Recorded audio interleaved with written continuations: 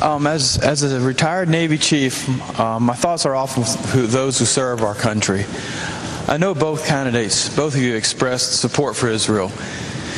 If despite your best diplomatic efforts, Iran attacks Israel, would you be willing to commit U.S. troops in support and defense of Israel, or would you wait on approval from the UN Security Council? Well, thank you, Terry, and thank you for your service to the country. I want to say everything I ever learned about leadership, I learned from a Chief Petty Officer, and I thank you. And I thank you, my friend. Thanks for serving. Let me say that we obviously would not wait for the United Nations Security Council. I think the realities are that both Russia and China would probably pose significant obstacles. And our challenge right now is the Iranians continue on the path to acquiring nuclear weapons. And it's a great threat. It's not just a threat to the state of Israel. It's a threat to the stability of the entire Middle East. If Iran acquires nuclear weapons, all the other countries will acquire them too. The tensions will be ratcheted up.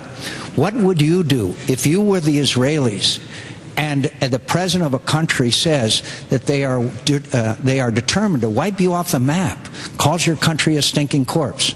Now, Senator Obama, without precondition, wants to sit down and negotiate with them without preconditions. That's what he stated. Again, a matter of record.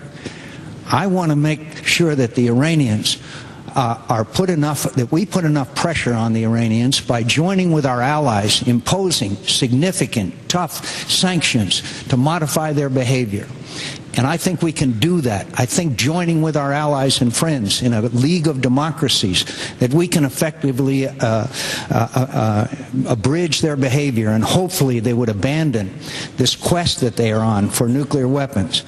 But at the end of the day, my friend, I have to tell you again, and you know what it's like to serve, and you know what it's like to sacrifice, but we can never allow a second Holocaust to take place. Senator Obama. Well, Terry, first of all, we honor your service, and we're grateful for it. We cannot allow Iran to get a nuclear weapon. It would be a game changer in the region. Not only would it threaten Israel, our strongest ally in the region and one of our strongest allies in the world, but it would also create a possibility of nuclear weapons falling into the hands of terrorists. So it's unacceptable, and I will do everything that's required to prevent it. And we will never take military options off the table, and it is important that we don't provide veto power to the United Nations or anyone else in acting in our interests. It is important, though, for us to use all the tools at our disposal to prevent the scenario where we've got to make those kinds of choices. And that's why I have consistently said that if we can work more effectively with other countries, diplomatically, to tighten sanctions on Iran, if we can reduce our energy consumption through alternative energy so that Iran has less money, if we can impose the kinds of sanctions that, say, for example, Iran right now imports gasoline even though it's an oil producer because its oil infrastructure has broken down, if we can prevent them from importing the gasoline that they need and the refined petroleum products, that starts changing their cost-benefit analysis. That starts putting the squeeze on them.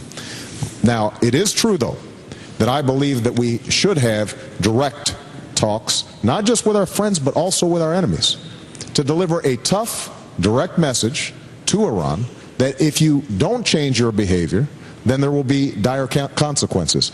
If you do change your behavior, then it is possible for you to rejoin the community of nations. Now, it may not work, but one of the things we've learned is that when we take that approach, whether it's in North Korea or in Iran, then we have a better chance at better outcomes.